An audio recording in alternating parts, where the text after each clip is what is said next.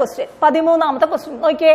Number of withdrawals and transfers of BSBD account. നമ്മൾ പറഞ്ഞ കാര്യം തന്നെ. നമ്പർ ഓഫ് വിഡ്രോവൽസും ട്രാൻസ്ഫേഴ്സും BSBD അക്കൗണ്ട് ലിമിറ്റ് ചെയ്തിരിക്കുന്നു. എത്രയാണ്? 4 times ഇൻ ഇയർ ആണോ? അല്ല. എന്താണ്?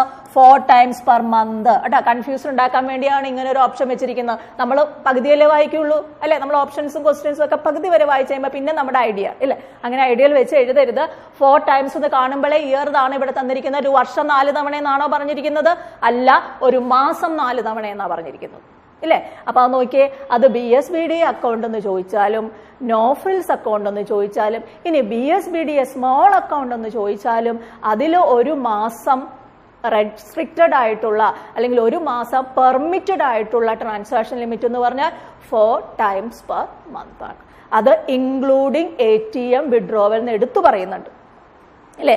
ATM ഉപയോഗിച്ചുള്ള ട്രാൻസാക്ഷനും അതിൽ പെടും എന്ന് RBIയുടെ ഗൈഡ് ലൈൻസിൽ എടുത്തു പറയുന്നുണ്ട് കേട്ടോ. ഓക്കെ, അടുത്ത നോക്കാം. Fixed deposit is also called. ഓപ്ഷന്റെ കാര്യം ഉണ്ടോ? ഏതുറക്കത്ത് ചോദിച്ചാലും നമുക്ക് അറിയത്തില്ലേ. ഫിക്സഡ് ഡെപ്പോസിറ്റിനെ നമ്മൾ എന്തെന്ന് വിളിക്കുന്നത്? ടേം ഡെപ്പോസിറ്റ് എന്ന് വിളിക്കുന്നു. പിന്നെ എന്തെന്ന് വിളിക്കുന്നു? ടൈം ഡെപ്പോസിറ്റ് എന്ന് വിളിക്കുന്നു അല്ലെ. Fixed deposit is also called term deposit. Demand ഡെപ്പോസിറ്റുകൾ സേവിങ്സ് ബാങ്കും കറണ്ടും. റണ്ണിങ് അക്കൗണ്ട് എന്നറിയപ്പെടുന്ന ഏതാണ്? കറണ്ട് അക്കൗണ്ടിന് ഓടിക്കൊണ്ടേയിരിക്കുന്നു അല്ലെ. There is no limit for number of transaction അല്ലെ. ട്രാൻസാക്ഷന് ലിമിറ്റ് ഇല്ല. എത്ര വേണമെങ്കിലും ഇടാം, എപ്പോൾ വേണമെങ്കിലും എടുക്കാം. അങ്ങനെ ട്രാൻസാക്ഷൻ ലിമിറ്റ് ഇല്ല. അതുകൊണ്ട് കറണ്ട് അക്കൗണ്ടിന് റണ്ണിങ് അക്കൗണ്ട്. അപ്പൊ റണ്ണിങ് അക്കൗണ്ട് എന്നറിയപ്പെടുന്ന ഏതാണ്? കറണ്ട് അക്കൗണ്ട് ആണ് running account. Demand deposit savings ബാങ്കും കറണ്ട് അക്കൗണ്ടുമാണ് കാസ അക്കൗണ്ട് അല്ലെ. അതിനെയാണ് ഡിമാൻഡ് ഡെപ്പോസിറ്റ് എന്ന് പറയുന്നത്. ടേം ഡെപ്പോസിറ്റ് എന്ന് പറയുന്നത് ഫിക്സഡ് ഡെപ്പോസിറ്റ്. ഓക്കെ, അടുത്ത ക്വസ്റ്റ്യൻ നോക്കിയേ. Maximum period of FD account. കഴിഞ്ഞ CSEB നമ്മൾ ഈ റീസെന്റ് ആയിട്ട് എഴുതിയ CSEB പരീക്ഷയ്ക്ക് ചോദിച്ചതല്ലേ? ചോദിച്ചിട്ടുണ്ടെന്നാണ് എന്റെ ഒരു ഓർമ്മ അല്ലെ. ചോദിച്ചിട്ടുണ്ട് അല്ലെ. മാക്സിമം പീരീഡ് ഓഫ് FDയുടെ മാക്സിമം പീരീഡ് എത്രയാ? 10 years അല്ലെ. Maximum period of FD 10 years ആണ്. അത് സഹകരണ സ്ഥാപനത്തിന്റെ കേസിലായിക്കോട്ടെ കൊമേഴ്സ്യൽ ബാങ്കിന്റെ കേസിലായിക്കോട്ടെ ഒരു ഫിക്സഡ് ഡെപ്പോസിറ്റിന്റെ മാക്സിമം പീരീഡ് എത്ര വർഷത്തേനാണ് നമ്മൾ ഇടുന്നത്? 10 വർഷത്തേന്. FDR is a dash instrument. FDR എന്താ? Fixed deposit receipt. അത് എന്ത് ഇൻസ്ട്രുമെന്റാ? നെഗോഷ്യബിൾ ആണോ? നോൺ നെഗോഷ്യബിൾ ആണോ? Primary instruments? None of these. കണ്ണുടച്ച് പറയാം. ഫിക്സഡ് ഡെപ്പോസിറ്റ് എന്ന് പറയുന്നത് നമുക്ക് ട്രാൻസ്ഫർ ചെയ്യാൻ പറ്റുമോ? ഒരാളിലേക്ക് കൈമാറ്റം ചെയ്യാൻ പറ്റുമോ? ഇനി നമ്മൾ ഒരാൾക്ക് കൊടുത്തെങ്കിൽ തന്നെ ആൾക്ക് അതുകൊണ്ട് എന്തെങ്കിലും പ്രയോജനം ഉണ്ടോ? ഒരു പ്രയോജനമില്ല ഇല്ല. കയ്യിൽ വെച്ചുകൊണ്ടിരിക്കുക എന്നല്ലാതെ ബാങ്കിൽ കൊണ്ടുപോയി കൊടുത്തു കഴിയുമ്പോൾ അവരിങ്ങനെ തിരിച്ചു വിടും. ഇത് നിങ്ങളുടെ പേരിലുള്ളതല്ലല്ലോ, ഇത് ഇട്ടിരിക്കുന്ന ആളെ വിളിച്ചുകൊണ്ട് വരാൻ പറയും. അല്ലെങ്കിൽ പിന്നെ എന്താണ്? അനന്തരാവകാശിയിലേക്കുള്ള കൈമാറ്റമായിരിക്കണം. ഓക്കെ, അപ്പൊ നോക്കാം. ഫിക്സഡ് ഡെപ്പോസിറ്റ് റെസിപ്റ്റ് എന്ന് പറയുന്നത് എന്താണ്? ഒരു നോൺ നെഗോഷ്യബിൾ ഇൻസ്ട്രുമെന്റ് ആണ്.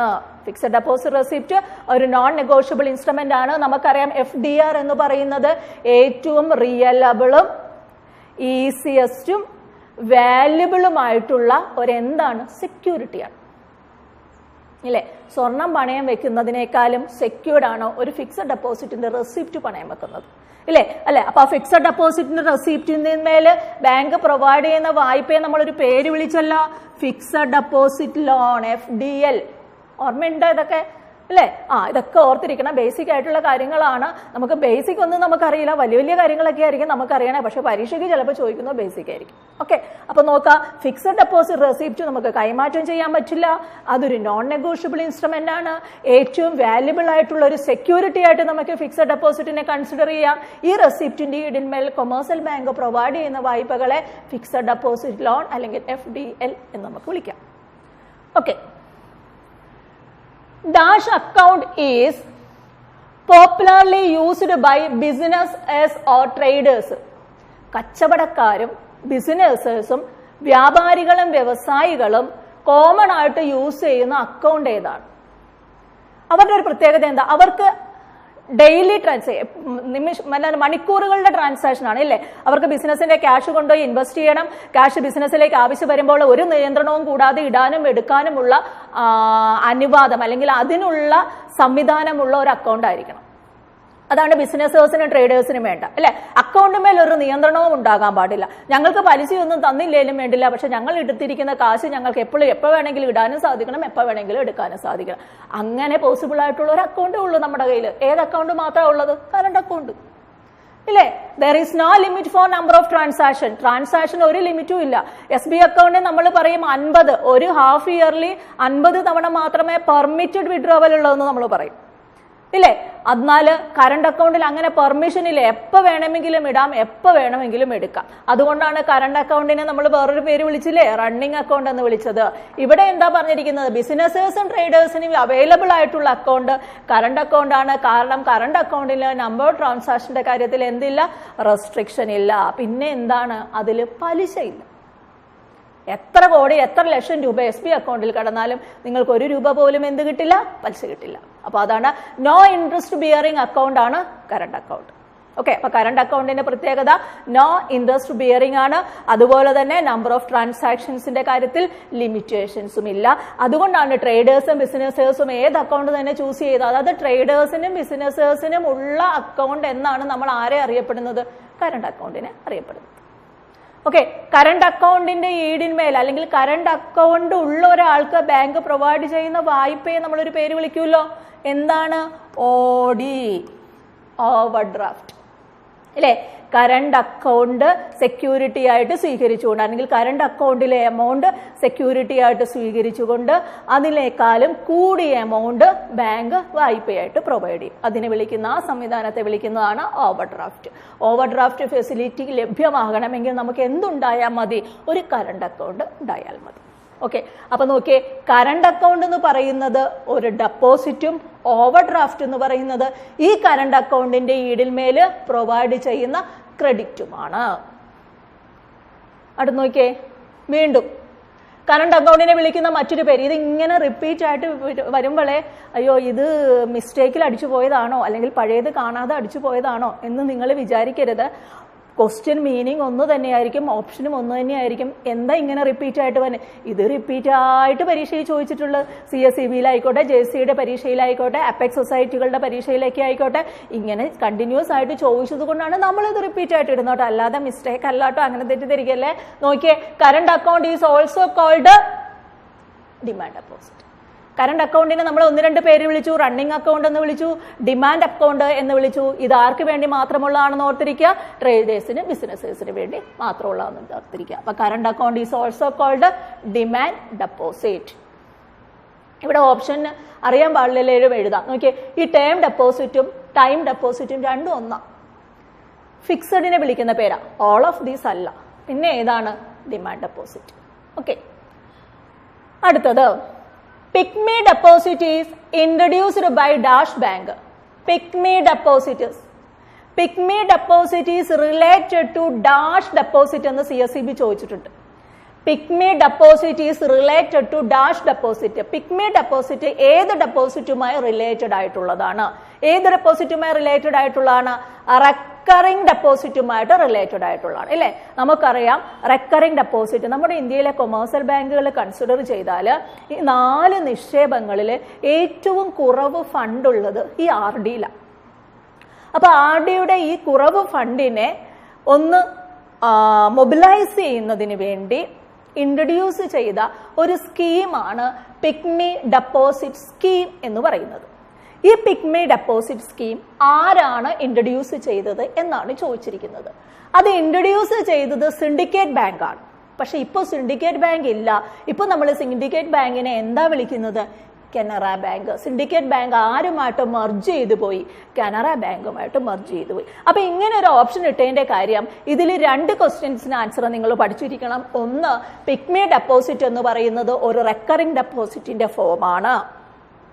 ഓക്കെ, എന്തിനു വേണ്ടിയാണ് പിഗ്മി ഡെപ്പോസിറ്റ് സ്കീം കൊണ്ടുവന്നത്? റെക്കറിംഗ് ഡെപ്പോസിറ്റുകളെ മൊബിലൈസ് ചെയ്യുന്നതിന് വേണ്ടിയാണ്. ഓക്കെ, എന്തിനാ ഇവരെ മൊബിലൈസ് ചെയ്യുന്നത്? അവരുടെ കയ്യിൽ ഫണ്ട് കുറവായതുകൊണ്ട്, അല്ലെ? അവരുടെ കയ്യിൽ ഫണ്ട് കുറവായതുകൊണ്ട് അവരെ നമ്മൾ മൊബിലൈസ് ചെയ്യണം. അങ്ങനെ മൊബിലൈസ് ചെയ്യാൻ വേണ്ടി ഇങ്ങനെ ഒരു സ്കീം, പിഗ്മി ഡെപ്പോസിറ്റ് സ്കീം കൊണ്ടുവന്നത് ആരാണ്? പണ്ടത്തെ സിൻഡിക്കേറ്റ് ബാങ്കാ, അല്ലെ? ആ സിൻഡിക്കേറ്റ് ബാങ്ക് ഇന്നില്ല. ആരുമായിട്ട് മെർജ് ചെയ്തു പോയി? കനറ ബാങ്കുമായിട്ട് മെർജ് ചെയ്തു. അപ്പൊ നോക്കിയേ, പഴയ സിൻഡിക്കേറ്റ് ബാങ്ക് ആണ് ഇപ്പോൾ എന്താണ്? കനറ ബാങ്കുമായിട്ട് മെർജ് ചെയ്ത് കനറ ബാങ്ക് എന്ന് പറയുന്നത്. ഇനി സിൻഡിക്കേറ്റ് ബാങ്ക് എന്ന ഓപ്ഷനിൽ ഇല്ല എങ്കിൽ നൺ ഓഫ് ദീസ് എഴുതി വെക്കരുത്. അപ്പോൾ എന്തുണ്ടാവും? കനറ ബാങ്ക് ഓപ്ഷനിൽ ഉണ്ടാവും. എന്ത് എഴുതിക്കൊള്ളുക? കനറ ബാങ്കിന്റെ ഓപ്ഷൻ ചൂസ് ചെയ്തോളുക. Okay, TDS is applicable to recurring deposit account. Interest is form of which year? അതായത് റെക്കറിംഗ് അക്കൗണ്ടിന്മേൽ TDS ആപ്ലിക്കബിൾ ആയത് എന്നു മുതലാണ്? എന്താ TDS? ഒരു അബ്രിവേഷന് ചോദിക്കുന്നതാണ്. ടാക്സ് ഡിഡക്റ്റഡ് അറ്റ് സോഴ്സ് അല്ലെ? ടാക്സ് ഡിഡക്റ്റഡ് അറ്റ് സോഴ്സ്, അതാണ് TDS. TDS ആപ്ലിക്കബിൾ ആയിട്ടുള്ള 2 ഡെപ്പോസിറ്റുകളാണുള്ളത്. ഒന്ന് ഫിക്സഡ് ഡെപ്പോസിറ്റും മറ്റൊന്ന് റെക്കറിംഗ് ഡെപ്പോസിറ്റ്. അതായത് നമുക്ക് ടേം ഡെപ്പോസിറ്റുകളിൽ മേൽ TDS ആപ്ലിക്കബിൾ ആണ് എന്ന് നമുക്ക് പറയാം ഇല്ലേ? അതില് ഫിക്സഡ് ഡെപ്പോസിറ്റിന്മേൽ TDS ആപ്ലിക്കബിൾ ആണ്, ഇന്ന കാലം മുതൽ എന്നൊന്നുമില്ല. ഫിക്സഡ് ഡെപ്പോസിറ്റിന്മേൽ ആദ്യം തന്നെ ടാക്സ് ആപ്ലിക്കബിൾ ആണ്. എന്നാൽ റെക്കറിംഗ് ഡെപ്പോസിറ്റിന്മേൽ ടാക്സ് ആപ്ലിക്കബിൾ ആയത് എന്നു മുതലാണ്? 2015 2015 മുതൽ RD-മേലും ടാക്സ് ആപ്ലിക്കബിൾ ആണ്. ഈ രണ്ടിനും ഒരു കോമൺ ഫീച്ചേഴ്സ് ഉണ്ട്. എന്താ? നമുക്കൊരു FD ഉണ്ട്, അല്ലെങ്കിൽ ഒരു 10,000 രൂപയുടെ FD ഉണ്ട്, അല്ലെങ്കിൽ ഒരു 10,000 രൂപയുടെ RD ഉണ്ട് എന്ന് വിചാരിച്ച് നമുക്ക് ടാക്സ് കൊടുക്കണ്ട. അതിന് നോംസ് ഉണ്ട്. എന്താണ്? 1 വർഷം അല്ലേ? Whose interest income exceed 50,000 per annum. നമുക്ക് 1 വർഷം നമ്മുടെ RD-യിൽ നിന്നോ നമ്മുടെ FD-യിൽ നിന്നോ 50,000 രൂപയിൽ പലിശ കിട്ടിയെങ്കിൽ മാത്രം നമ്മൾ എന്തടച്ചാൽ മതി? TDS അടച്ചാൽ മതി. TDS-ന്റെ പരിധിയിൽ വരുള്ളൂ. അപ്പൊ നോക്കാം, ടേം ഡെപ്പോസിറ്റുകൾ ഉണ്ട് എന്ന് പറഞ്ഞ് നമുക്ക് TDS ആപ്ലിക്കബിൾ അല്ല. ആ ടേം ഡെപ്പോസിറ്റിന്മേലുള്ള ഇൻട്രസ്റ്റ് ഇൻകം പെർ ആനം എത്രയിൽ കൂടുതലാണെങ്കിൽ 50,000 50,000 എബോവ് ആണെങ്കിൽ നമ്മൾ എന്ത് കൊടുക്കണം? TDS-ന്റെ പരിധിയിലാണ് എന്ന് ഓർക്കുക. അപ്പൊ 2 അക്കൗണ്ടിന്മേലാണ് TDS ആപ്ലിക്കബിൾ ആയിട്ടുള്ളത്. ഫിക്സഡ് ഡെപ്പോസിറ്റിന്മേലും റെക്കറിംഗ് ഡെപ്പോസിറ്റിന്മേലും. റെക്കറിംഗ് ഡെപ്പോസിറ്റിന്മേൽ എന്ന് മുതലാണ് TDS ആപ്ലിക്കബിൾ ആവുന്നത്? 2015 മുതലാണ് ആപ്ലിക്കബിൾ ആയത്. ഓക്കെ, കുറെ വർഷങ്ങൾ പഠിച്ചു, മറന്നു പോകരുത്. Bank of Venice, bank of ഹിന്ദുസ്ഥാന്, നോ ഫ്രിൽസ് അക്കൗണ്ട്, BSBD, അതെ, പിന്നെ എന്താണ് SB അക്കൗണ്ടിന്റെ ഇൻട്രസ്റ്റ് ഡെയിലി കാൽക്കുലേഷൻ തുടങ്ങിയത്. പിന്നെ ദേ ഇവിടെ വീണ്ടും വന്നു RD ആപ്ലിക്കബിൾ ആയിട്ടുള്ളത്. മറന്നു പോകല്ലേ. ഇങ്ങനെ ഇടയ്ക്കിടയ്ക്ക് ഓർമ്മ വെക്കണം കേട്ടോ.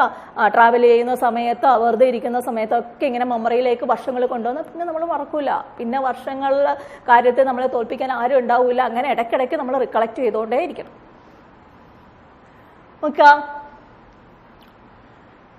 Which is the oldest joint stock bank of India?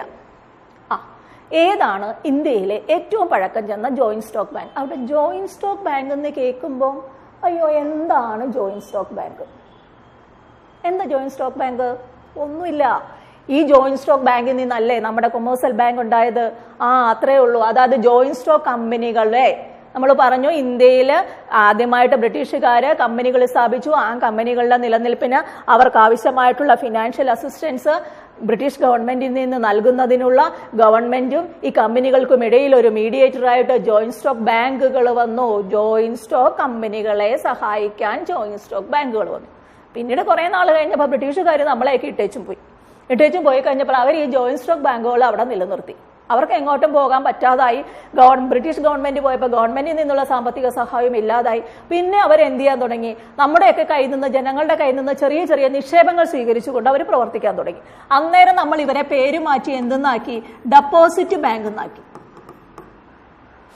നിക്ഷേപം സ്വീകരിക്കാൻ തുടങ്ങിയപ്പോൾ അവർ ഡെപ്പോസിറ്റ് ബാങ്കായി. പിന്നീട് കാലക്രമേണ വന്ന് രൂപമാറ്റം വരുത്തി നമ്മൾ ഇന്ന് കാണുന്ന കൊമേഴ്സ്യൽ ബാങ്ക് എന്ന് പറയുന്ന കൺസെപ്റ്റിലേക്ക് അവരെ കൊണ്ടുവന്നു. അപ്പൊ നോക്കുക, ഇന്ത്യയിലെ ഏറ്റവും പഴക്കം ചെന്ന ജോയിന്റ് സ്റ്റോക്ക് ബാങ്ക് എന്ന് ചോദിച്ചാൽ എന്ത് തന്നെയാണ്? ഇന്ത്യയിലെ ഏറ്റവും പഴക്കം ചെന്ന കൊമേഴ്സ്യൽ ബാങ്ക് ഏതാണെന്നാ? ഇന്ത്യയിലെ ഏറ്റവും പഴക്കം ചെന്ന കൊമേഴ്സ്യൽ ബാങ്ക് ഏതാ? Allahabad bank. Okay, the oldest commercial bank അല്ലെങ്കിൽ the oldest joint stock bank of India, bank of Allahabad bank. Allahabad bank ഇപ്പോൾ ഇല്ല, അത് ഇന്ത്യൻ ബാങ്കുമായിട്ട് എന്തായി പോയി? മെർജ് ചെയ്തു പോയി കേട്ടോ. ഏറ്റവും പഴക്കം ചെന്ന കൊമേഴ്സ്യൽ ബാങ്ക് അല്ലെങ്കിൽ ജോയിന്റ് സ്റ്റോക്ക് ബാങ്ക് അലഹബാദ് ബാങ്കാണ്. അത് കൊമേഴ്സ്യൽ ബാങ്കായ അല്ലെങ്കിൽ നാഷണലൈസ്ഡ് ബാങ്കായ ഇന്ത്യൻ ബാങ്കുമായിട്ട് എന്തായി? മെർജ് ചെയ്തു എന്ന് ഓർത്തിരിക്കുക. അപ്പൊ സിൻഡിക്കേറ്റ് ബാങ്ക് ആരുമായിട്ടാണ്? കനറ ബാങ്കുമായിട്ട്. ഏറ്റവും പഴക്കം ചെന്ന അലഹബാദ് ബാങ്ക് ആരുമായിട്ടാണ്? Indian bank. Indian bank nationalised ബാങ്കാണ്, അലഹബാദ് ബാങ്ക് നാഷണലൈസ്ഡ് ബാങ്കാണ്. തമ്മിൽ മെർജ് ചെയ്തു പോയി. അടുത്തത്, the initiator of secondary deposit. Secondary ഡെപ്പോസിറ്റിന്റെ ഇനിഷ്യേറ്റർ ആരാണ്? ഇനിഷ്യേറ്റർ എന്ന് പറഞ്ഞാൽ ആരാണ്? അതിന് ഇനിഷ്യേറ്റീവ് എടുക്കുന്നയാള്, അതിന് കൂടുതൽ താല്പര്യം എടുക്കുന്നയാള് ഒരു സെക്കൻഡറി ഡെപ്പോസിറ്റ് ഓപ്പൺ ആക്കുന്നതിന് അല്ലെങ്കിൽ ഒരു സെക്കൻഡറി ഡെപ്പോസിറ്റ് ചെയ്യുന്നതിന്റെ ഇനിഷ്യേറ്റർ ആരാണ്? അപ്പൊ ആദ്യം നമ്മൾ അറിഞ്ഞിരിക്കണം എന്താ secondary deposit. Secondary deposit, primary deposit എന്ന് പറഞ്ഞാൽ അതൊരു നിക്ഷേപമാണ്. നമ്മൾ നേരിട്ട് ബാങ്കിൽ പോയി ക്യാഷ് ആയിട്ടോ ചെക്കായിട്ടോ മറ്റേതെങ്കിലും മാർഗങ്ങളിലൂടെയോ നമ്മുടെ അക്കൗണ്ടിലേക്ക് ഒരു ക്യാഷ് ഇടുന്നു, അത് പ്രൈമറി നിക്ഷേപമായി. എന്നാൽ സെക്കൻഡറി ഡെപ്പോസിറ്റ് എന്ന് പറഞ്ഞാൽ ഒരു ലോണിന് നമ്മൾ ആപ്ലിക്കേഷൻ കൊടുത്തു, ലോൺ സാങ്ഷൻ ആയി, ആ ലോൺ എമൗണ്ട് നമ്മുടെ അക്കൗണ്ടിലേക്ക് ക്രെഡിറ്റ് ആവുന്നു, അത് സെക്കൻഡറി ഡെപ്പോസിറ്റ്. അപ്പോൾ ആ സെക്കൻഡറി ഡെപ്പോസിറ്റിന്റെ അതിന് ഇനിഷ്യേറ്റീവ് എടുക്കുന്ന ആരാ? ബാങ്ക് അല്ലെ. സെക്കൻഡറി ഡെപ്പോസിറ്റിന്റെ ഇനിഷ്യേറ്റർ ആരാണ്? ബാങ്ക് ആണ്. നമ്മൾ ആപ്ലിക്കേഷൻ കൊടുത്തിട്ട് പോകുന്നു, അവർ പറയുന്ന ഡോക്യുമെന്റ്സുകളെല്ലാം ഹാജരാക്കുന്നു ഇല്ലേ, ഇടയ്ക്കിടയ്ക്ക് അവർ ആവശ്യപ്പെടുന്ന ഡോക്യുമെന്റ്സുകൾ ഇടയ്ക്കൊക്കെ നമ്മൾ കൊണ്ടുവന്ന് കൊടുക്കുന്നു, അവർ പ്രോസസ്സുകളെല്ലാം നടക്കി കറക്റ്റ് ആണോ എന്ന് മനസ്സിലാക്കി ധാരാളം പ്രോസസ്സിലൂടെ ലോൺ സാങ്ഷൻ ആക്കി നമ്മുടെ അക്കൗണ്ടിലേക്ക് ഇടും. അപ്പൊ സെക്കൻഡറി ഡെപ്പോസിറ്റിന്റെ ഇനിഷ്യേറ്റർ എന്ന് പറയുന്ന ആരാണ്? ബാങ്ക് ആണ്. ബാങ്ക് ആണ്. ഈ സെക്കൻഡറി ഡെപ്പോസിറ്റിനെ വിളിക്കുന്ന മറ്റു പേരുകളുണ്ടല്ലോ, ഓർത്തിരിക്കണം. ആക്റ്റീവ് ഡെപ്പോസിറ്റ്, സെക്കൻഡറി ഡെപ്പോസിറ്റിനെയാണ് active deposit, derived deposit, derivative deposit. ഏതൊക്കെയാണ്? Active deposit, derived deposit, derivative deposit എന്നൊക്കെ വിളിക്കുന്നത് ഏതിനെ വിളിക്കുന്ന പേരാണ്? സെക്കൻഡറി ഡെപ്പോസിറ്റിനെ വിളിക്കുന്ന പേരാണ്. ഓക്കെ.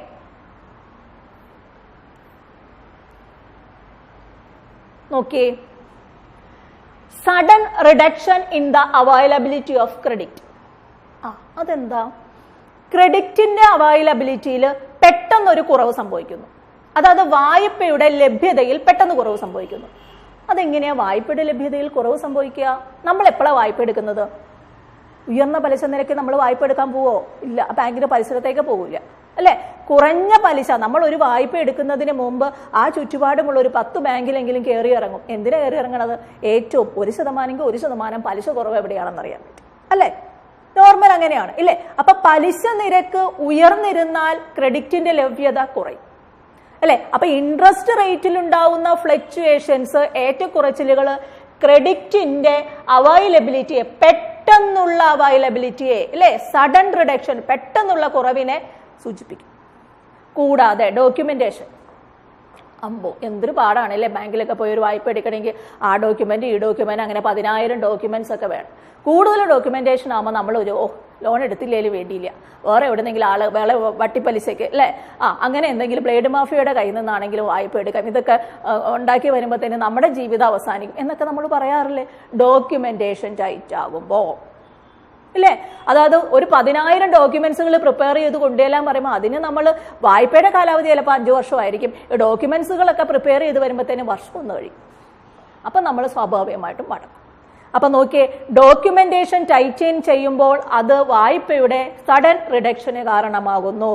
പിന്നെ ഇൻട്രസ്റ്റ് റേറ്റിലുണ്ടാകുന്ന ഫ്ലക്ച്വേഷൻസ്, ഉയർന്ന പലിശ നിരക്കാണെങ്കിലും അത് എന്തിനെ ബാധിക്കും? ക്രെഡിറ്റിന്റെ പെട്ടെന്നുണ്ടാവുന്ന കുറവിനെ ബാധിക്കും. പിന്നെ സെൻട്രൽ ഗവൺമെന്റിന്റെ നിയമങ്ങൾ, RBIയുടെ ഗൈഡ് ലൈൻസ്, ഇതൊക്കെ എന്തിനെ ബാധിക്കും? Sudden reduction in the availability of credit. ക്രെഡിറ്റിന്റെ പെട്ടെന്നുണ്ടാവുന്ന അത് റിഡക്ഷന് കാരണമാവുന്ന കാര്യങ്ങളാണ് നമ്മൾ പറഞ്ഞത്. പക്ഷെ ഇതൊന്നുമല്ല, ക്വസ്റ്റ്യൻ ഒന്നുമല്ല. ഇതിനെ വിളിക്കുന്ന ഒരു പേരുണ്ട്, അതാ ചോദിച്ചിരിക്കുന്നത്. The sudden reduction in the availability of credit. ക്രെഡിറ്റിന്റെ പെട്ടെന്നുണ്ടാവുന്ന കുറവിനെ ഒരു ബാങ്കിങ് ടൈം, നമ്മൾ മുൻപേ പറഞ്ഞില്ലായിരുന്ന ലെൻഡിങ്, ക്രെഡിറ്റ് ആണ് ലോൺ ആണെന്നൊക്കെ അറിയാം, പക്ഷെ അതിലൊരു ബാങ്കിങ് ടൈം ഉണ്ട്, ലെൻഡിങ് എന്ന് പറഞ്ഞില്ലേ. അതുപോലെ തന്നെ ക്രെഡിറ്റിന്റെ പെട്ടെന്നുണ്ടാവുന്ന കുറവിനെ ഒരു ബാങ്കിങ് ടേം കൊണ്ടാണ് നമ്മൾ സൂചിപ്പിക്കുന്നത്. ക്രെഡിറ്റ് ക്രിയേഷൻ അല്ല, വായ്പകളെ സൃഷ്ടിക്കലല്ല, ഇത് വായ്പ കുറഞ്ഞു പോകുന്നതിനെ വിളിക്കുന്നതെന്നാണ് പറഞ്ഞിരിക്കുന്നത്. എന്താണ്? ക്രെഡിറ്റ് കോൺട്രാക്ഷൻ, ചുരുങ്ങുക. അപ്പൊ ഇതിനെ വിളിക്കുന്ന പേരാണ് ക്രെഡിറ്റ് കോൺട്രാക്ഷൻ. വേറൊരു പേരും കൂടി ഉണ്ട്, ക്രെഡിറ്റ് ക്രഞ്ച്, CRUNCH. ഇത് രണ്ടും ഒന്നും തന്നെയാ. Or credit contraction or credit crunch അല്ലെ. ക്രെഡിറ്റ് കോൺട്രാക്ഷൻ അല്ലെങ്കിൽ ക്രെഡിറ്റ് ക്രഞ്ച് എന്ന് വിളിക്കുന്നതും എന്താണ്? Sudden reduction in the availability of credit. അതിനെയാണ് ക്രെഡിറ്റ് കോൺട്രാക്ഷൻ അല്ലെങ്കിൽ ക്രെഡിറ്റ് ക്രഞ്ച്. CSEB പരീക്ഷ എഴുതിയവർക്ക് അറിയാം, ഒരു 10-20 പരീക്ഷകൾ ക്വസ്റ്റ്യൻ പേപ്പർ കൺസിഡർ ചെയ്താൽ ഭൂരിഭാഗം ഒരു 80% പരീക്ഷകളിലെ ഒരു കോമൺ ക്വസ്റ്റ്യൻ ആണിത് അല്ലെ. നമുക്ക് ഈ മണി ലോണ്ടറിങ് അത് ഒരു ബാങ്കിങ് ടേം ചോദിക്കുന്നത് പോലെ തന്നെ CSEB സ്ഥിരമായിട്ട് ചോദിക്കുന്ന ഒരു ബാങ്കിങ് ടേം ആണ് ക്രെഡിറ്റ് കോൺട്രാക്ഷൻ അല്ലെങ്കിൽ ക്രെഡിറ്റ് ക്രഞ്ച്. ഒരു പ്രാവശ്യം ക്രെഡിറ്റ് കോൺട്രാക്ഷൻ എന്നാണ് ഓപ്ഷൻ എങ്കിൽ അടുത്ത പ്രാവശ്യം ക്രെഡിറ്റ് ക്രഞ്ച് എന്നാവും. അപ്പൊ നമ്മൾ ഈ ക്രഞ്ച് എന്ന് പറഞ്ഞാൽ എന്താണ്? പിന്നെ ബാക്കിയുള്ള 4 ഓപ്ഷൻസ് ഒക്കെ നോക്കുമ്പോൾ ഏകദേശം നമുക്ക് ബാങ്കിങ് ഒക്കെ പഠിച്ച ആളുകളാണെങ്കിൽ നമുക്ക് ആൻസർ ചെയ്യാൻ പറ്റും. ഇനി തെറ്റിക്കാൻ പാടില്ല. ക്രെഡിറ്റ് കോൺട്രാക്ഷൻ തന്നെയാണ് ക്രെഡിറ്റ് ക്രഞ്ച് എന്ന് വിചാരിക്കുക. ചുരുങ്ങുക, പെട്ടെന്നൊരു ചുരുക്കം സംഭവിക്കുക ക്രെഡിറ്റിന്. ഓക്കെ, അടുത്തത് cash credit. Cash credit is a dash liability. Cash credit എന്ത് തരം ബാധ്യതയാണ്? ക്യാഷ് ക്രെഡിറ്റ് എന്ന് പറഞ്ഞാൽ നമുക്കറിയാം അതൊരു ഫോം ഓഫ് അഡ്വാൻസ് അല്ലെങ്കിൽ ഫോം ഓഫ് ലോൺ ആണ്. Cash credit is a form of advance ആണ്. അതെന്ന് പറയുന്നത് നമുക്കറിയാം അതിന്റെ കാലാവധി എന്ന് പറയുന്നത് 1 വർഷമാണെന്ന് നമുക്കറിയാം. ക്യാഷ് ക്രെഡിറ്റ് കാലാവധി 1 വർഷമാണ്. സാധാരണ ട്രേഡേഴ്സിനും ബിസിനസ്സേഴ്സിനും അവരുടെ വർക്കിംഗ് ക്യാപിറ്റൽ, ഏത് ബിസിനസ്സാണ് ആരംഭിക്കുന്നത് ആ ബിസിനസിന്റെ പ്രവർത്തന മൂലധനം സമാഹരിക്കുന്നതിന് വേണ്ടി 1 വർഷത്തെ കാലാവധിയിലേക്കാണ് നമ്മൾ ക്യാഷ് ക്രെഡിറ്റ് പ്രൊവൈഡ് ചെയ്യുന്നത്. അപ്പൊ ക്യാഷ് ക്രെഡിറ്റിന്റെ കാലാവധി 1 വർഷമാകുമ്പോൾ അത് എന്ത് ലയബിലിറ്റിയാണ് വരുന്നത്? എന്ത് ലയബിലിറ്റി വരും? Current liability. Long time liability വരുമോ? ഇല്ല. 1 വർഷത്തിൽ മേലെയാണെങ്കിലാണ് ലോങ് ടൈം ലയബിലിറ്റി അല്ലേ? അപ്പൊ ക്യാഷ് ക്രെഡിറ്റ് എന്ന് പറയുന്നത് is a form of advance. CSEB ചോദിച്ചിട്ടുള്ള ക്വസ്റ്റ്യൻ ആണ് കേട്ടോ. Cash credit is a form of advance. അപ്പം അതെന്താ ക്വസ്റ്റ്യൻ ആയിട്ട് തരാത്തെന്നല്ല, ഇതിന്റെ ഉള്ളിൽ വരുമ്പോൾ അതുമായി റിലേറ്റഡ് ആയിട്ടുള്ള എല്ലാ ക്വസ്റ്റ്യൻസും ഞാൻ പറയും കേട്ടോ. അപ്പൊ അതിങ്ങനെ സ്പെഷ്യൽ ഒരുപാട് ക്വസ്റ്റ്യൻസ് ആയിട്ട് വരുമ്പോൾ നിങ്ങൾക്ക് ഒരു ബുദ്ധിമുട്ടല്ല. ഈ 50 ക്വസ്റ്റ്യൻസോ ഇത്രയൊക്കെ ഞാൻ എപ്പോൾ കേട്ട് തീർക്കും, അങ്ങനെ വരൂലേ? അങ്ങനെ വരാതിരിക്കാനാണ് ഒരു ക്വസ്റ്റ്യൻ തന്നിട്ട് അതുമായി റിലേറ്റഡ് ആയിട്ടുള്ള ക്വസ്റ്റ്യൻസ് CSEB ചോദിച്ചത് എടുത്തു പറയുന്നത്. ഓക്കെ, അപ്പൊ നോക്കിയാ ക്യാഷ് ക്രെഡിറ്റ് എന്ന് പറയുന്നത് is a form of advance. Cash ക്രെഡിറ്റിന്റെ കാലാവധി 1 ഇയർ. 1 ഇയർ കഴിഞ്ഞതിന് ശേഷം അത് പുതുക്കി വെക്കാം അടച്ചു തീർത്തില്ലെങ്കിൽ. നിലവിൽ ഒരു ക്യാഷ് ക്രെഡിറ്റ് പെൻഡിംഗ് ഉള്ളയാൾക്ക് പിന്നീട് ഒരു ക്യാഷ് ക്രെഡിറ്റ് ബാങ്ക് പ്രൊവൈഡ് ചെയ്യില്ല. ഒരു വായ്പ എടുത്തിട്ട് തിരിച്ചടവ് പെൻഡിംഗ് ആണെങ്കിൽ പിന്നെ അടുത്ത വായ്പ കൊടുക്കൂല. എന്തിന്റെ രൂപത്തിൽ കൊടുക്കൂല? ക്യാഷ് ക്രെഡിറ്റിന്റെ രൂപത്തിൽ കൊടുക്കൂല. ഓക്കെ, ക്യാഷ് ക്രെഡിറ്റിന്റെ കാലാവധി 1 വർഷമായതുകൊണ്ട് അത് എന്ത് ലയബിലിറ്റിയാണ്? കറന്റ് ലയബിലിറ്റി അല്ലെങ്കിൽ ഷോർട്ട് ടൈം ലയബിലിറ്റി എന്നൊക്കെ നമുക്ക് പറയാം. What is the main business of commercial bank? Commercial ബാങ്കിന്റെ മെയിൻ ബിസിനസ് എന്താ? നിക്ഷേപങ്ങൾ സ്വീകരിക്കുക, വായ്പകൾ നൽകുക. നോക്കിയേ, lending and deposit from public, lending and deposit from corporations, both A and B, none of these. പ്രശ്നമായോ? ഒരു പ്രശ്നവും ഇല്ല. നിക്ഷേപങ്ങളും വായ്പകളും, കടം കൊടുക്കലും നിക്ഷേപങ്ങളും ഫ്രം പബ്ലിക്, കടം കൊടുക്കലുകളും നിക്ഷേപങ്ങളും ഫ്രം കോർപ്പറേറ്റ്. പബ്ലിക്കിന് മാത്രമേ കൊമേഴ്സ്യൽ ബാങ്കുകൾ നിക്ഷേപങ്ങൾ സ്വീകരിക്കുകയും വായ്പ കൊടുക്കുകയും ചെയ്യുന്നുള്ളൂ. അങ്ങനെ വല്ലതും ഉണ്ടോ? ഒന്നുമില്ല. കോർപ്പറേറ്റേഴ്സിന് കൊടുക്കൂലേ? കൊടുക്കുന്നുണ്ട്. ഗവൺമെന്റിന് കൊടുക്കുന്നില്ലേ? കൊടുക്കുന്നുണ്ട്. അപ്പൊ നോക്കിയേ, ഇവിടെ ഏത് ആൻസർ വരും? Both A and B. ആദ്യമേ ഇത് മാത്രം വായിച്ചു നോക്കിയിട്ട് ഇത് കറപ്പിച്ച് വെക്കരുത്. അത് കഴിഞ്ഞ് കറപ്പിച്ച് കഴിഞ്ഞതിന് ശേഷമായിരിക്കും അയ്യോ അപ്പൊ അവർക്കും കൊടുക്കുന്നുണ്ടല്ലോ, പിന്നെ ആയിരിക്കും 3ാമത്തെ ഓപ്ഷൻ കാണുന്നത്. ക്വസ്റ്റ്യൻ എത്ര ശ്രദ്ധയോടുകൂടി വായിക്കുന്നോ അതിലിരട്ടി ശ്രദ്ധയോടുകൂടി എന്തും വായിച്ചിരിക്കണം, ഓപ്ഷന് വായിച്ചിരിക്കണം. ഞാൻ വീണ്ടും വീണ്ടും പറയുകയാണ് കേട്ടോ. നിങ്ങൾക്ക് എല്ലാം അറിയാം, ബാങ്കുമായി ബന്ധപ്പെട്ട് നിങ്ങൾ ഫുള്ള് പഠിച്ചിട്ടാണ് പരീക്ഷയ്ക്ക് പോകുന്നത്. പക്ഷേ നമ്മുടെ അശ്രദ്ധ കൊണ്ട് നമ്മൾ തെറ്റിച്ച് കളയുന്ന കാര്യമാണ്. അപ്പൊ നോക്കുക, എന്താണ് ആൻസർ? കൊമേഴ്സ്യൽ ബാങ്കിന്റെ മെയിൻ ബിസിനസ് എന്ന് പറഞ്ഞാൽ പബ്ലിക്കിൽ നിന്നും കോർപ്പറേറ്ററിൽ നിന്നും മറ്റെല്ലാവരിൽ നിന്നും, ജനങ്ങളിൽ നിന്നും, പൊതുജനങ്ങളിൽ നിന്നും, കോർപ്പറേറ്റുകളിൽ നിന്നും നിക്ഷേപങ്ങൾ സ്വീകരിക്കുകയും അവർക്ക് വായ്പകൾ നൽകുകയുമാണ്. അപ്പൊ ബോത്ത് A and B ആണ് ആൻസർ. ഓക്കെ, അടുത്തത് 26. ഇതൊരു ഇമ്പോർട്ടന്റ് ക്വസ്റ്റ്യൻ ആണ് കേട്ടോ. How much shares the government hold in the public sector banks? ഒരു പബ്ലിക് സെക്ടർ ബാങ്കിന്റെ എത്രമാത്രം ഷെയറുകൾ ഗവൺമെന്റിന് കൈവശം പഠിക്കാം? പബ്ലിക് സെക്ടർ ബാങ്ക് എന്ന് പറയുമ്പോഴേ തന്നെ നമുക്കറിയാം അതിന്റെ ഷെയറിന്റെ ഭൂരിഭാഗവും ആരുടെ കൈവശമായിരിക്കും? ഗവൺമെന്റിന് കൈവശമായിരിക്കും. പ്രൈവറ്റ് സെക്ടർ ബാങ്ക് എന്ന് പറഞ്ഞാൽ അതിന്റെ ഷെയറിന്റെ ഭൂരിഭാഗവും ആരുടെ കൈവശമായിരിക്കും? പ്രൈവറ്റ് ഇൻഡിവിജ്വൽസ് അല്ലെങ്കിൽ പ്രൈവറ്റ് ഷെയർ ഹോൾഡേഴ്സിന്റെ കയ്യിലായിരിക്കും. അല്ലേ? ആണ്. അപ്പൊ നോക്കിയേ, ഒരു പബ്ലിക് സെക്ടർ ബാങ്ക് എന്ന് പറയുമ്പോൾ കൊമേഴ്സ്യൽ ബാങ്കുകളെയാണ് നമ്മൾ 4ആയിട്ട് ക്ലാസിഫൈ ചെയ്തിരിക്കുന്നത്. Public sector commercial bank, private sector commercial bank, foreign bank, regional rural bank. ഒന്നും കൂടി പറയാം, കൊമേഴ്സ്യൽ ബാങ്കുകളെ 4ആയിട്ട് തരംതിരിക്കുന്നുണ്ട്. Public sector commercial bank, private sector commercial bank, foreign bank, regional rural bank. അല്ലെ?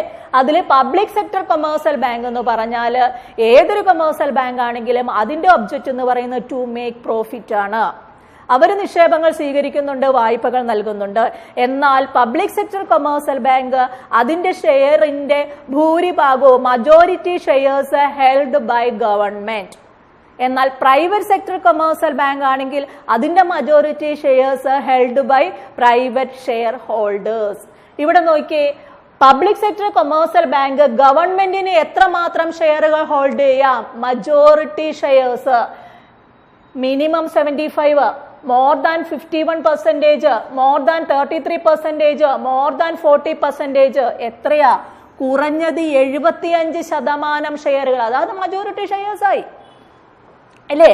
100-ൽ 75% ഷെയർസ്, കുറഞ്ഞത് 75% ഷെയർസ് എങ്കിലും ആരുടെ കൈവശം വെക്കണം? ആര് ഹോൾഡ് ചെയ്തിരിക്കണം? ഗവൺമെന്റ് ഹോൾഡ് ചെയ്തിരിക്കണം. എന്നാൽ ഇവിടെ പ്രൈവറ്റ് ആണ് വന്നിരിക്കുന്നതെങ്കിൽ ഗവൺമെന്റിന് എത്രയാണ്? ഗവൺമെന്റിനല്ല, ഈ മജോറിറ്റി ഷെയർസ് ആരുടെ കൈവശമാണ്?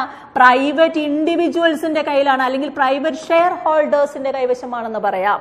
അപ്പൊ നോക്കുക, പബ്ലിക് സെക്ടർ കൊമേഴ്സ്യൽ ബാങ്കിൽ മജോറിറ്റി ഷെയർസ് ഗവൺമെന്റ് ഹോൾഡ് ചെയ്യും, പ്രൈവറ്റ് സെക്ടർ കൊമേഴ്സ്യൽ ബാങ്കിൽ മജോറിറ്റി ഷെയർസ് പ്രൈവറ്റ് ഷെയർ ഹോൾഡേഴ്സിന്റെ കൈവശമായിരിക്കും. അപ്പൊ ഇവിടെ പബ്ലിക് ആയതുകൊണ്ട് ഗവൺമെന്റ് ഹോൾഡ് ചെയ്യാൻ പറ്റുന്നത് കുറഞ്ഞത് 75%.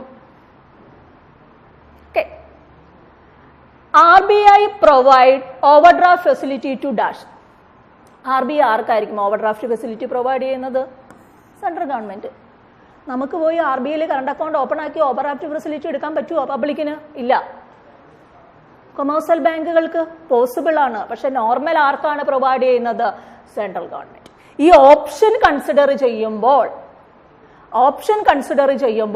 കൊമേഴ്സ്യൽ ബാങ്കിന് റിസർവ് ബാങ്ക് ഓഫ് ഇന്ത്യയിൽ ഡെപ്പോസിറ്റുകൾ ഓപ്പൺ ആക്കാം അല്ലേ? പക്ഷെ നോർമൽ ഓപ്ഷൻസ് കൺസിഡർ ചെയ്യുമ്പോൾ ഈ ഓപ്ഷനിൽ ആപ്റ്റ് ആയിട്ടുള്ള ആൻസർ സെൻട്രൽ ഗവൺമെന്റ്.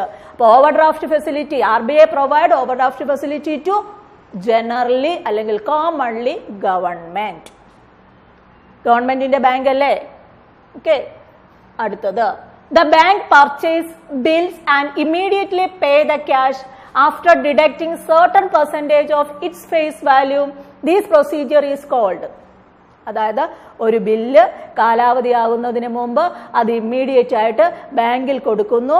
ബാങ്ക് പറയുന്നു അത് പ്രിമച്ചുർ ആണെന്ന് പറയുന്നു. അപ്പൊ നമ്മൾ പറയുന്നത് എന്താണ്? നമുക്ക് അത്യാവശ്യം കാശ് വേണമെന്ന് പറയുന്നു. അപ്പൊ ബാങ്ക് എന്ത് ചെയ്യുന്നു? അതിന്റെ ഒരു സർട്ടൺ പെർസെന്റേജ് ഡിസ്കൗണ്ട് ചെയ്തതിന് ശേഷം ക്യാഷ് നമ്മൾക്ക് വായ്പയായിട്ട് നൽകുന്നു. ഈ സംവിധാനത്തെ വിളിക്കുന്ന പേര് is a type of credit, is a bill discounting അല്ലെ? ഡിസ്കൗണ്ട് ചെയ്യുന്നു, deducting the certain percentage of its face value. These procedure is called bill discounting അല്ലെ? മാർജിനൽ സ്റ്റാൻഡിംഗ് ഫെസിലിറ്റി എന്ന് പറയുന്നതും എന്താണ്? ഒരു ക്രെഡിറ്റ് തന്നെയാണ്. അത് ആർക്ക് നൽകുന്നതാണ്? RBI ആർക്ക് നൽകുന്നതാണ്? ഷെഡ്യൂൾ ബാങ്കുകൾക്ക് നൽകുന്ന ഒരു ദിവസത്തെ കാലാവധിയിലേക്ക് നൽകുന്ന ക്രെഡിറ്റ് ആണ് MSF. ബാങ്ക് റേറ്റ് എന്ന് പറയുന്നത് എങ്ങനെയാണ്? എന്താണ് ബാങ്ക് റേറ്റ് എന്ന് പറയുന്നത്? എന്നാ ഡീസ് ഡിസ്കൗണ്ടിങ് റേറ്റ് അല്ലെ? ബാങ്ക് റേറ്റ് എന്ന് പറയുന്നത് rediscounting rate of commercial bank ആണ്. റിപ്പോ റേറ്റ് എന്ന് പറഞ്ഞാൽ എന്താണ്? RBI കൊമേഴ്സ്യൽ ബാങ്കുകൾക്ക് നൽകുന്ന പലിശയാണ്. ഇവിടെ അങ്ങനെയൊന്നുമല്ല.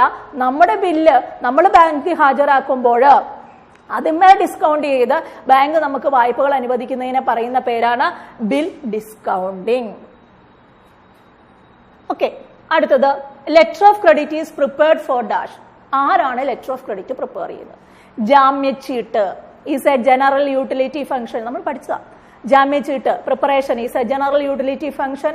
ഇന്റർനാഷണൽ ട്രേഡിംഗിലാണ് ഉപയോഗിക്കുന്നത് അല്ലെ? ആദ്യമായിട്ട് കച്ചവടം നടത്തുന്ന വൻകിട കോർപ്പറേറ്റേഴ്സ് തമ്മിൽ അവർക്കൊരു പരിചയക്കുറവിന്റെ പ്രശ്നമുണ്ടാവും.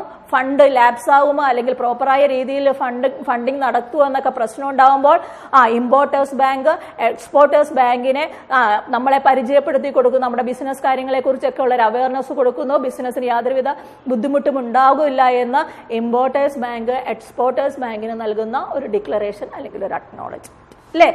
ലെറ്റർ ഓഫ് ക്രെഡിറ്റിന്റെ പ്രിപ്പറേഷൻ എന്ത് ഫംഗ്ഷനാണ്? ജനറൽ യൂട്ടിലിറ്റി ഫംഗ്ഷനാണ്. അപ്പൊ നോക്കുക, ലെറ്റർ ഓഫ് ക്രെഡിറ്റ് പ്രിപ്പയർ ചെയ്യുന്നത് ആരാണ്? ബാങ്ക് എന്ന് പറയാം. ഇമ്പോർട്ടർ ആണ്, ശരിയാണ്. ഇമ്പോർട്ടേഴ്സ് ബാങ്ക് അതും ശരിയാണ്. RBI അല്ല നമുക്കറിയാം. അപ്പൊ ഒരു പ്രശ്നം വരും. ബാങ്ക് ആണ്, ശരിയാണ്. അത് ഇമ്പോർട്ടറിന്റെ ബാങ്ക് ആണ്, ഇമ്പോർട്ടർ തന്നെയാണ്, ബാങ്ക് ആണ്, ഇമ്പോർട്ടേഴ്സ് ബാങ്ക് ആണ്. ഇതിൽ ഏതാ കറക്റ്റ് ആയിട്ടുള്ള ആൻസർ? ഇമ്പോർട്ടേഴ്സ് ബാങ്ക് അല്ലേ? ബാങ്ക് ഇനി ഇമ്പോർട്ടേഴ്സ് ബാങ്ക് ഒന്നും ഇല്ല, ഇമ്പോർട്ടർ ഒന്നും ഇല്ല എങ്കിൽ ബാങ്ക് എഴുതാം. ഇനി അല്ലെങ്കിൽ എന്തെന്ന് എഴുതാം? ഇമ്പോർട്ടർ എന്ന് എഴുതാം. പക്ഷെ ആപ്റ്റ് ആയിട്ടുള്ള ഒരു ബാങ്ക് ഉണ്ട്. ഇമ്പോർട്ടറുടെ ബാങ്ക് ആണ് ലെറ്റർ ഓഫ് ക്രെഡിറ്റ് പ്രിപ്പയർ ചെയ്യുന്നത്. ഇന്റർനാഷണൽ ട്രേഡിംഗിലാണ് ഉപയോഗിക്കുന്നത്. അല്ലേ? അതൊരു ജനറൽ യൂട്ടിലിറ്റി ഫംഗ്ഷൻ ആണ്. അപ്പൊ നമ്മൾ 30 ക്വസ്റ്റ്യൻസ് നമ്മൾ കൺസിഡർ ചെയ്തു. ഈ 30 ക്വസ്റ്റ്യൻസും CSEB-യുടെ ബേസിക് ആയിട്ടുള്ള ചാപ്റ്റേഴ്സിൽ നിന്ന് CSEB ചോദിച്ചതും ചോദിക്കാൻ സാധ്യതയുമുള്ളതുമായിട്ട് ക്വസ്റ്റ്യൻസ് ആണ്. PSC ഓറിയന്റഡ് പരീക്ഷകളിലുമൊക്കെ നമുക്ക് പ്രതീക്ഷിക്കാം. അപ്പൊ ഈ ക്വസ്റ്റ്യൻസ് നല്ലവണ്ണം നിങ്ങൾ ശ്രദ്ധിച്ച് കേട്ട് ഓപ്ഷൻസ് സഹിതം നോട്ട് ചെയ്ത് വെക്കുക, ശ്രദ്ധയോടുകൂടി പഠിക്കുക. എന്തെങ്കിലും ഡൗട്ടോ കാര്യങ്ങളോ ഉണ്ടെങ്കിൽ കമന്റ് ബോക്സിൽ കമന്റ് ചെയ്യുക. താങ്ക്